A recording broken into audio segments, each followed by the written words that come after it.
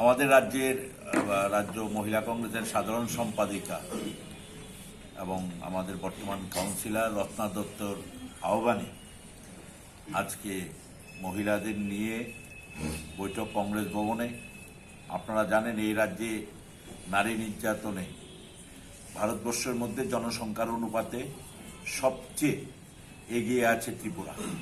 এটা আমাদের রিপোর্ট নয়, জাতীয় কংগ্রেসের রিপোর্ট নয়, এটা NCRB report, national crime record bureau পরিষ্কার বলেছে জনসংখ্যার অনুপাতে ভারতবর্ষে নারী নির্যাতন, শিশু নির্যাতন, শিশু ধর্ষণ, নারী ধর্ষণ, বধূ হত্যা, বধূ নির্যাতন সব কিছুতেই ত্রিপুরা শীর্ষে অবস্থান করছে।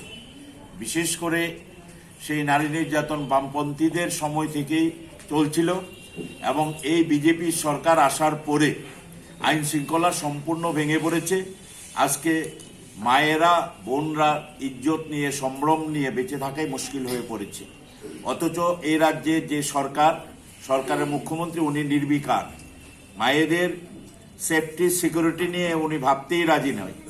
আপনারা দেখেছেন এত প্রতিকূল অবস্থার মধ্যে, এত নির্যাতন, এত কিছুর মধ্যে কিভাবে মায়েরা, বোনরা বেরিয়ে এসছে।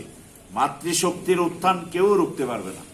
আমরা নিশ্চিত আমাদের রাজ্য ছোট হতে পারে, কিন্তু এখানকার মানুষ সচেতন এবং যখনই মাতৃশক্তি জেগেছে এই রাজ্যে পরিবর্তন এসেছে।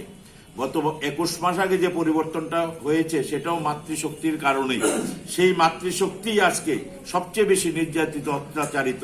সুতরাং সেই মাতৃশক্তি আবার রাজপথে নামতে চলছে। রাজপথে নেমে লড়াই করে এই স্বৈরাচারী, অগণতান্ত্রিক, নারী নির্যাতনকারী সরকারটাকে এই রাজ্য থেকে চিরতরে উৎখাত করার সংকল্প নিয়ে আজকের এই সভা। এবং এই সভার পরেও আমাদের কিছু কর্মসূচি আছে। আমরা এখানে আমাদের মহকুমা পুলিশ আধিকারিকের যে কার্যালয়, আমরা মায়েরা এসছে, আমরা সেখানে ধর্ণা দেব।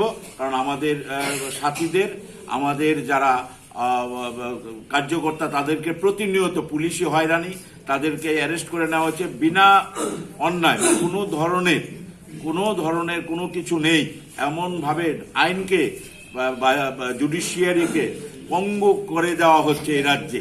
পুলিশ একেবারেই লেজুর বৃত্তি করছে, যার প্রতিবাদে আজকে মাতৃশক্তি রাস্তায় নেমেছে।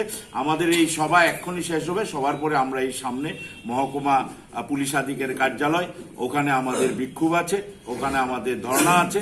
এবং আজকে দেখেছেন আপনারা, আমরা দীর্ঘদিন জাতীয় কংগ্রেসের এমনভাবে মাতৃশক্তির উত্থান আজকে আমরা বিগত দিনে কোনোদিন দেখতে পাইনি। তাই আমরা নিশ্চিত যে এই রাজ্যে মাতৃশক্তি মানুষের অধিকারের জন্য, মানুষকে রক্ষা করার জন্য আজকে রাজপথে নেমে গেছে।